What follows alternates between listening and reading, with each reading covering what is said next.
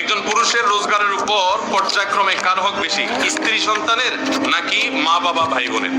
দেখুন, মা বাবার সাথে কারো কোনো তুলনা চলে না হক আদায় করার ক্ষেত্রে। হক আদায় মানে শুধু টাকা পয়সা খরচ করা না। আল্লাহ এবং তার রাসূল সাল্লাল্লাহু আলাইহি সাল্লামের পর সর্বোচ্চ শ্রদ্ধা পাওয়ার হকদার, সর্বোচ্চ ভালোবাসার হকদার কে? মা এবং বাবা। মা বাবার চাইতে বেশি ভালোবাসা পাওয়ার হকদার পৃথিবীতে আর কেউ, শ্রদ্ধার হকদার আর কেউ। কিন্তু অর্থ ব্যয় করার ব্যাপারটা একটু ভিন্ন।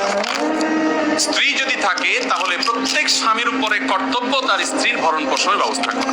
মা বাবার যদি টাকা পয়সার অভাব না থাকে, নিজেদের যা আছে তারা যদি চলতে পারেন, তাহলে শরীয়ত সন্তানের উপরে সন্তানের বাবা মার ভরণ পোষণ দেওয়াটাকে ফরজ করেনি।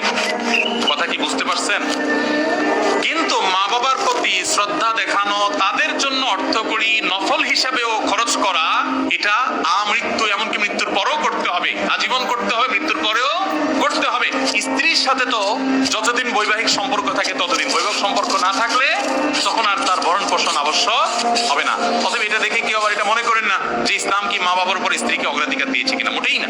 কিন্তু খরচের যদি ব্যাপার হয়, স্ত্রী অন্যের ঘর থেকে এসেছে আপনার ঘরে, অতএব তার সম্পূর্ণ দায় দায়িত্ব আপনার, আপনি তার ভরণ পোষণের ব্যবস্থা করে দিবেন।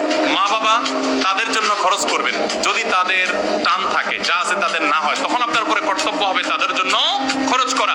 আপনি 10,000 টাকা ইনকাম করেছেন, মা বাবার কোনো ইনকাম সোর্স নাই, আপনি না দিলে তারা আর খেতে পাবে না, অন্য কোনো সন্তান নাই বা তারা দেয় না, তখন আপনি স্ত্রীর জন্য যদি 5,000 খরচ করেন, মা বাবার জন্য আপনাকে 5,000 খরচ করতে, 5,000ই খরচ করতে এমন কোনো কথা নাই, তাদের ভরণ পোষণের ব্যবস্থা করতে হবে। কথা কি বুঝতে পারছেন? তাহলে তাদের না থাকলে তখন আবশ্যক হবে, আর স্ত্রী থাকুক আর না থাকুক, সর্বাবস্থায় স্ত্রীর ভরণ পোষণ স্বামীর উপরে কর্তব্য।